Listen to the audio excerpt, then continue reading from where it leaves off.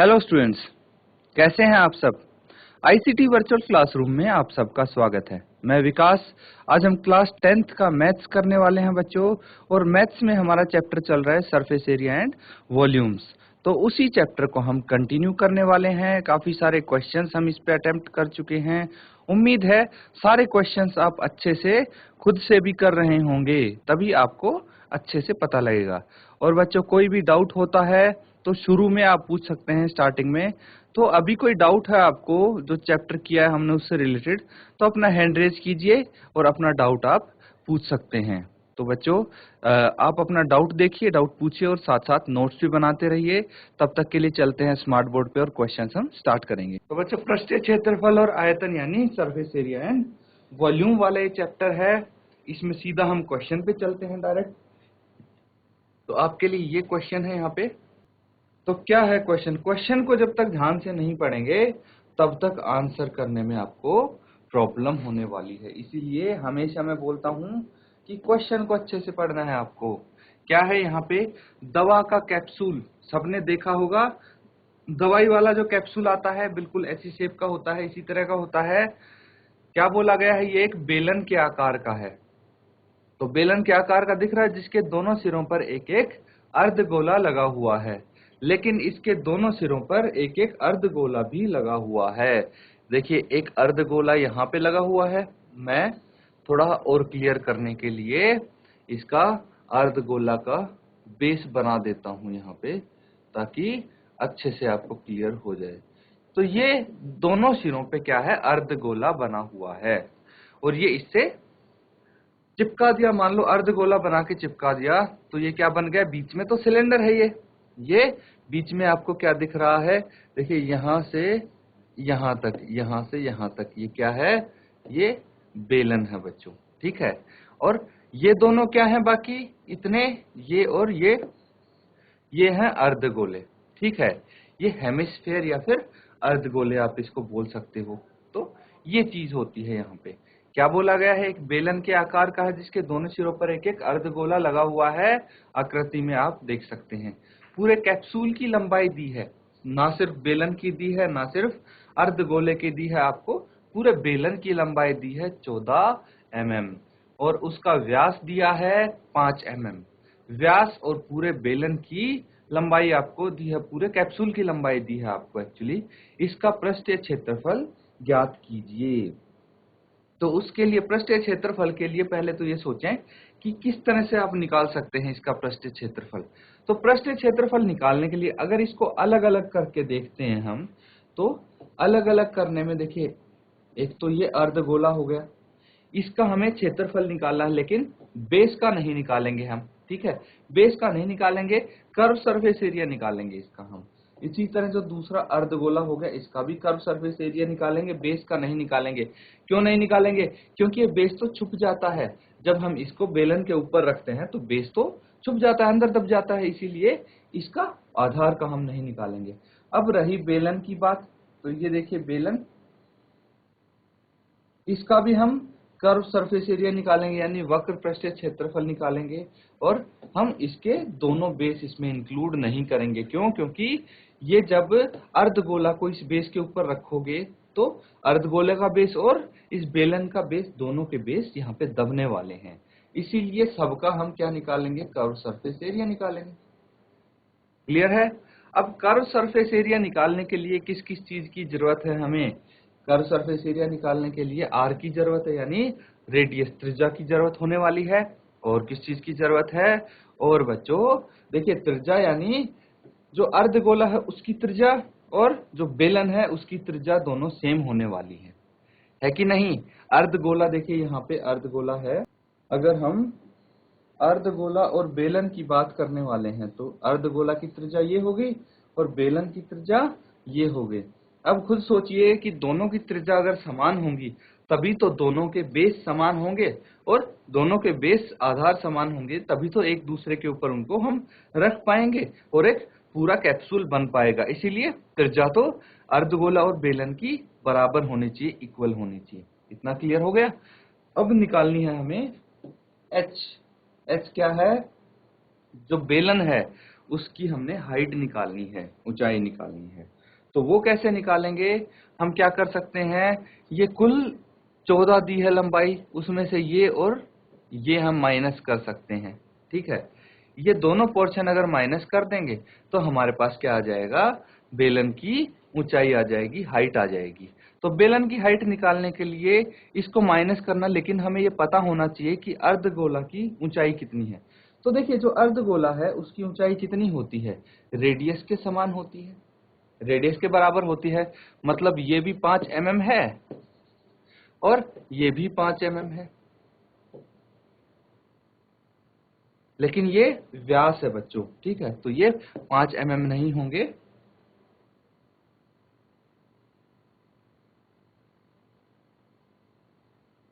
ये व्यास है तो ये बच्चों 5 mm नहीं होगा। ये कितना होगा, ये हो जाएगा आपका, इसकी त्रिज्या कितनी हो जाएगी, अगर व्यास 5 mm है तो त्रिज्या 5/2 हो जाएगी। तो यानी ये 5/2 mm और ये भी 5/2 mm, ठीक है। अब इसको जो गिवन है पहले वो लिखने की हम कोशिश करते हैं। यहाँ पे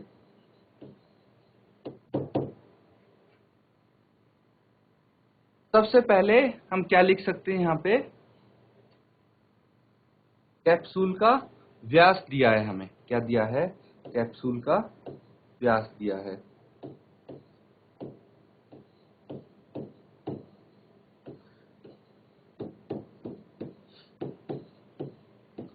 कितना है, 5 mm।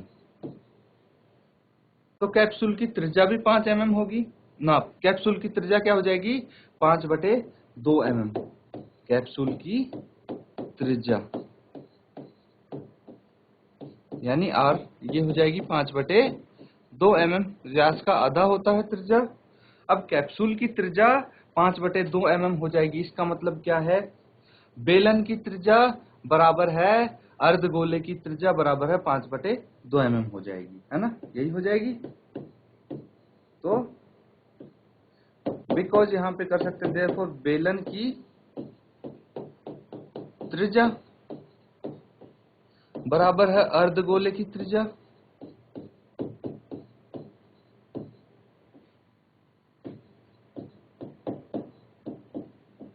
त्रिज्या बराबर है 5/2 mm। ये दोनों सेम होंगे, अभी हमने डिस्कस किया था। अब क्या बच गया, इसकी हमें हाइट निकालनी है बेलन की। तो हाइट हम कैसे निकाल सकते हैं, देखिए, जो इतना एक्स्ट्रा ये पोर्शन दिया गया है हमें, ये एक्स्ट्रा पोर्शन दिया हुआ है, तो ये अर्धगोले इसके किनारों पे लगे हुए हैं, ये एक्स्ट्रा है। और इसका क्या है, व्यास है 5, तो त्रिज्या कितनी हो जाएगी, 5/2 और 5/2। इन दोनों को हमें माइनस करना है, 5/2 और 5/2 को माइनस कर देंगे हम 14 से, तो हमारे पास सिलेंडर की यानी बेलन की ऊंचाई आ जाएगी। तो हम क्या करेंगे,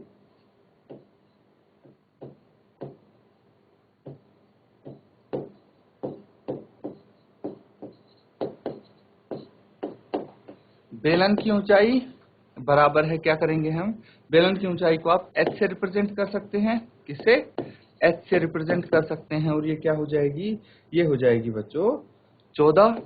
जो कैप्सूल की टोटल हाइट दी है उसमें से आप माइनस करेंगे, क्या करेंगे, जो दो अर्धगोले हैं उनकी त्रिज्या आप माइनस कर देंगे, उनकी क्या माइनस कर देंगे, त्रिज्या माइनस कर देंगे। तो अर्धगोले की त्रिज्या है 5/2, तो दो अर्धगोले मतलब 2 से मल्टीप्लाई कर सकते हैं हम। तो कितना आ गया, 14 माइनस 5, और ये आ जाएगा 9 mm।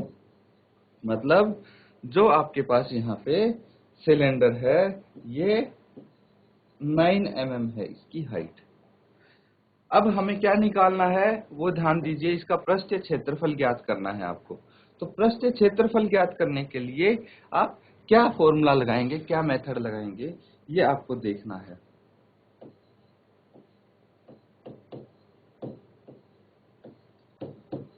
पृष्ठीय क्षेत्रफल बताने के लिए बेलन का कर्व सरफेस एरिया निकालना है आपको। बेलन का कर्व सरफेस एरिया यानी वक्र पृष्ठीय क्षेत्रफल आप निकालेंगे। बेलन का कुल पृष्ठीय क्षेत्रफल नहीं निकालेंगे क्योंकि उसके आधार हमें इसमें इंक्लूड नहीं करने हैं, आधार तो नीचे दब जाएंगे। और दो अर्धगोलों का कर्व सरफेस एरिया निकालेंगे आप।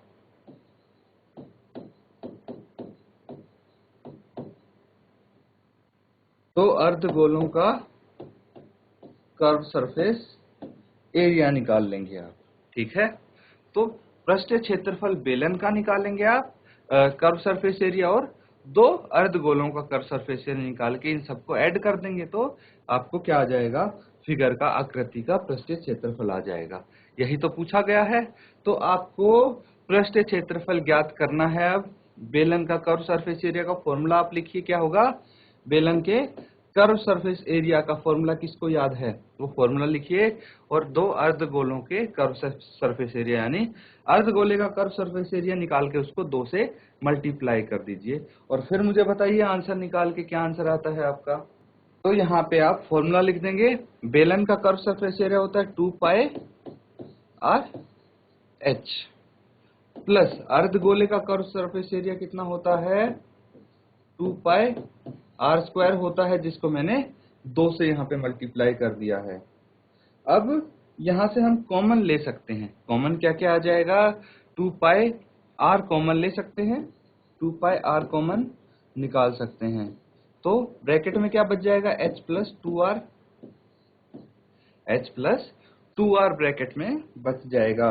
अब इसको आप वैल्यूज पुट करेंगे इस सब की, तो 2 पाई की जगह क्या लिख सकते हैं, 22/7, और r कितना था हमारे पास, r था 5/2। फिर ब्रैकेट में h है 9 प्लस 2 इंटू 5/2। यही वैल्यूज है जो यहाँ पे रखनी है आपको। इसको अब सॉल्व करना है, कट करना है इनको आपस में और इसको सॉल्व करके आंसर निकालना है। तो ये आप अपने हिसाब से कर सकते हैं। इसको कैसे सॉल्व करेंगे, जल्दी से इसको सॉल्व करके बताइए क्या आंसर आएगा आपका। तो बच्चों इसको कैंसिल आउट आप कर देंगे। देखिए 2 से 2 कट जाएगा ये, और इस 2 से ये 2 कट जाएगा। अब आप मल्टीप्लीकेशन चालू करेंगे तो 22 इंटू 5 कितना होता है, 22 पंजे 110, और ब्रैकेट के अंदर देखिए 9 प्लस 5, तो 110 इंटू 9 प्लस 5 कितना हो जाता है, 14 हो जाता है। और इसको आप क्या कर देंगे, फिर से यहाँ पे नीचे बच्चों 110/7 भी है आपके पास, 110/7 भी है। तो 7 से इसको आप कैंसिल आउट कर देंगे। ये कितना आ जाएगा, 110 इंटू 2, 110 इंटू 2 कितना होता है, ये हो जाता है 220 mm, और सरफेस एरिया है तो स्क्वायर हम यहाँ पे कर। तो इसको आप नोट डाउन कर लीजिए, कोई डाउट हो आप पूछ लीजिए।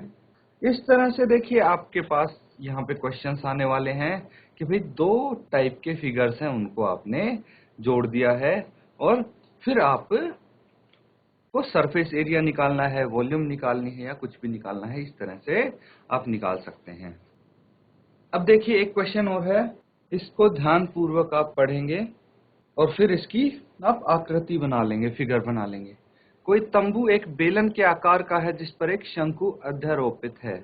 यदि बेलनाकार भाग की ऊंचाई और व्यास क्रमशः 2.1 मीटर और 4 मीटर है तथा शंकु की तिर्यक ऊंचाई 2.8 मीटर है, तो इस तंबू को बनाने में प्रयुक्त कैनवस का क्षेत्रफल ज्ञात कीजिए। साथ ही कैनवस 500 रुपए प्रति मीटर की दर से इसमें प्रयुक्त कैनवस की लागत ज्ञात कीजिए। तो क्या है, किस आकार का आपको यहाँ पे कैनवस दिया हुआ है वो ध्यान देंगे आप। तो देखिए कोई तंबू होता है, ठीक है, कैनवस का जो तंबू होता है उसके आधार को नहीं ढका जाता। क्या है, कैनवस से उसके आधार को नहीं ढका जाता, मतलब कैनवस में उसका आधार नहीं आएगा। एक बार इसकी फिगर बनाने की आप कोशिश कीजिए, जितना अच्छे से आप इसकी आकृति बना पाएंगे उतने ही अच्छे से क्वेश्चन आपका होगा। तो मेन चीज यही है। तो यहाँ पे आप आकृति एक बारी बनाएंगे। तो सबसे पहले बोला गया है कोई तंबू बेलन के आकार का है, तो हम एक बेलन बना लेते हैं पहले।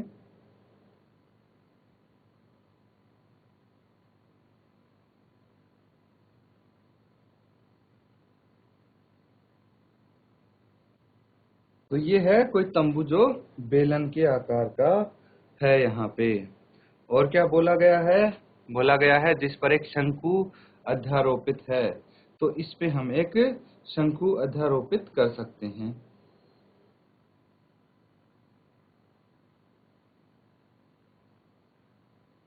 ये इस पर शंकु अध्यारोपित हो गया है।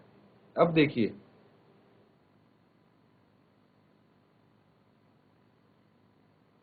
हमने बेलन के ऊपर शंकु को अध्यारोपित किया है, ठीक है। क्या क्या चीज दी हुई है वो हम यहाँ पे नोट डाउन कर लेंगे। इसमें बोला गया है कि भाई यदि बेलनाकार भाग की ऊंचाई और व्यास क्रमशः 2.1 मीटर, तो ऊंचाई इसकी कितनी है? 2.1 मीटर, 2.1 मीटर। और क्या बोला गया है? इसका व्यास आपको दिया है 4 मीटर। तो व्यास तो पूरा होगा ये, यहां से यहां तक कितना है? ये 4 मीटर। और क्या है? तथा शंकु की तिर्यक ऊंचाई 2.8 मीटर है। तो इस शंकु की तिर्यक ऊंचाई भी आपको दी हुई है, यह है 2.8 मीटर। इस तंबू को बनाने में प्रयुक्त कैनवास का क्षेत्रफल ज्ञात कीजिए। तो जितना कैनवास इसमें लगा है बनाने में, उसका क्षेत्रफल, पूरा क्षेत्रफल आप ज्ञात करेंगे। तो कुछ चीजें इसमें ध्यान देने लायक हैं, वो हम यहाँ पे पहले डिस्कस कर लेते हैं कि क्या क्या चीज आपको ध्यान देनी है। तो देखिए, एक चीज तो ये ध्यान देनी है कि भाई जो बेलन है उसका जो रेडियस होगा वो क्या होगा? 4/2, जो व्यास है उसका आधा, यानी 2 मीटर होगा। ये 2 मीटर हो जाएगा, ठीक है। दूसरी बात ध्यान देने वाली ये है कि ये जो बेस है इसका, जो बेलन का दूसरा आधार है, उसका रेडियस भी तो सेम होगा 2 मीटर। और अगर बेलन के दूसरे आधार का रेडियस सेम होगा, तो जो हमारे पास शंकु है उसके आधार का रेडियस भी सेम होगा, क्योंकि इसी बेलन पे इसको अध्यारोपित किया गया है। ये चीज क्लियर है? तो इन चीजों को आपको ध्यान देना है। एक चीज ये है कि भाई यहाँ पे ये इसकी हाइट बोलते हैं इसको, और जो ये तिर्यक ऊंचाई है इसको हम एल बोलते हैं, एल के नाम से इसको जानते हैं हम।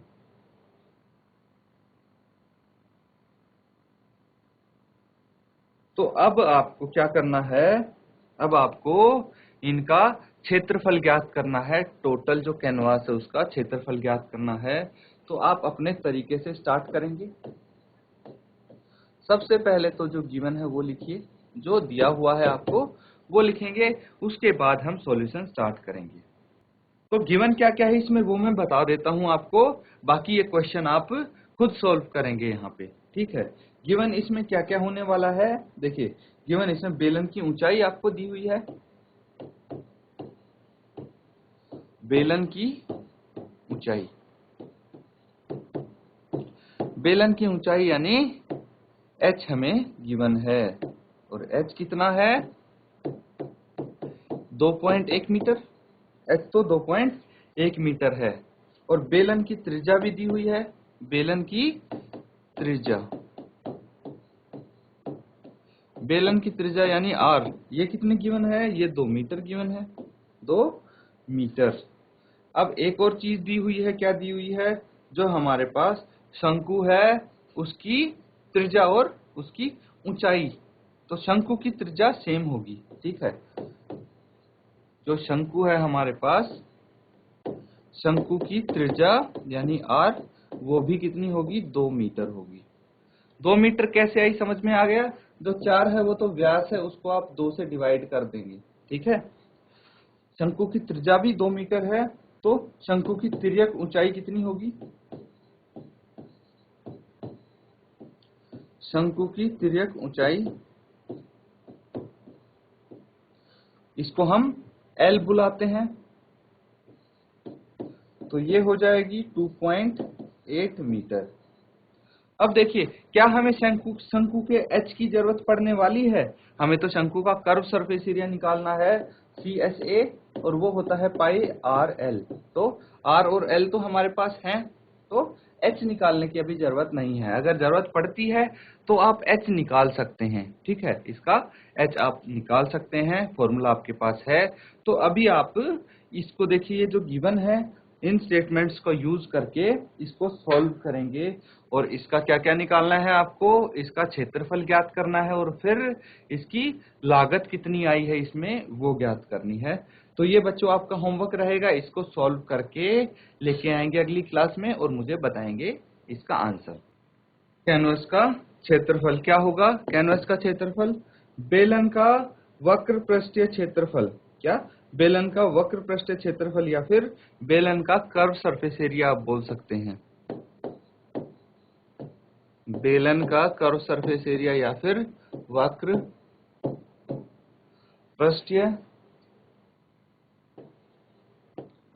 पृष्ठीय क्षेत्रफल, ठीक है। इसमें आप ऐड कर देंगे शंकु का वक्र पृष्ठीय क्षेत्रफल या फिर कर्व सरफेस एरिया।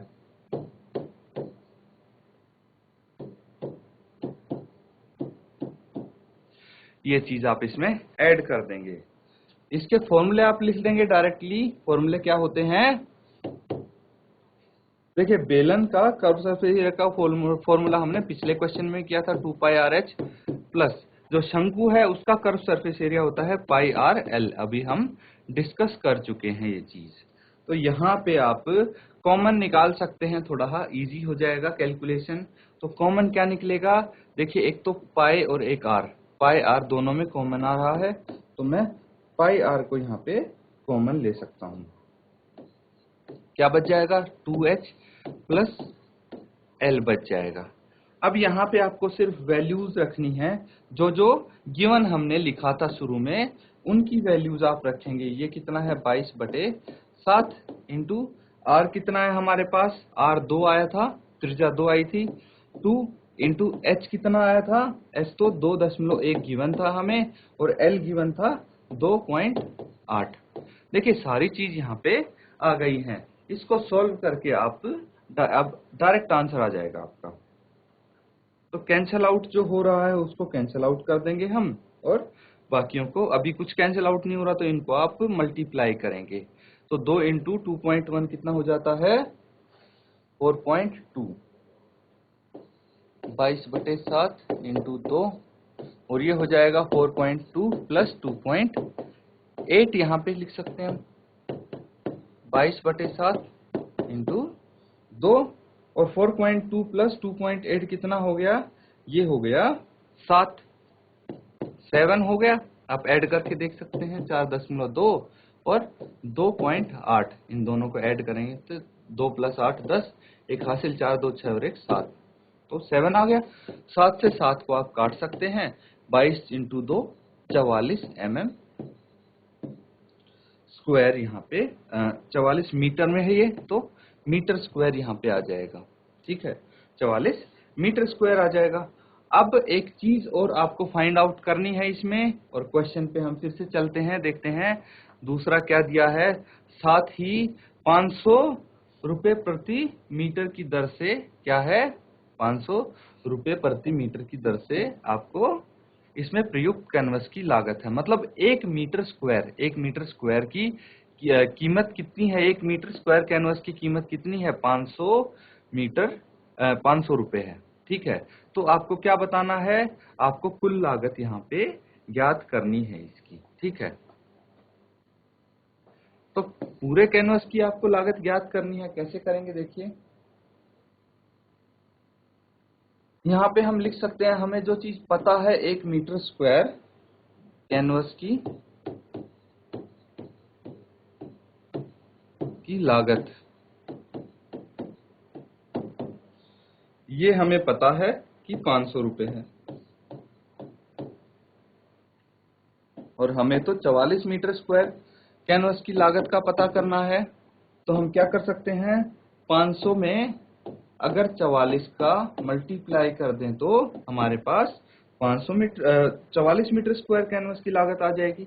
तो इसको मल्टीप्लाई करेंगे तो ये 2 जीरो और 5 चौके 20, 5 चौके 20 और 2 कैरी, 5 चौके 20 और 2 22। तो ये कितना आ गया? 22,000 रुपए। तो इसकी लागत आएगी 44 मीटर स्क्वायर कैनवस की लागत यहाँ पे आने वाली है 22,000 रुपए।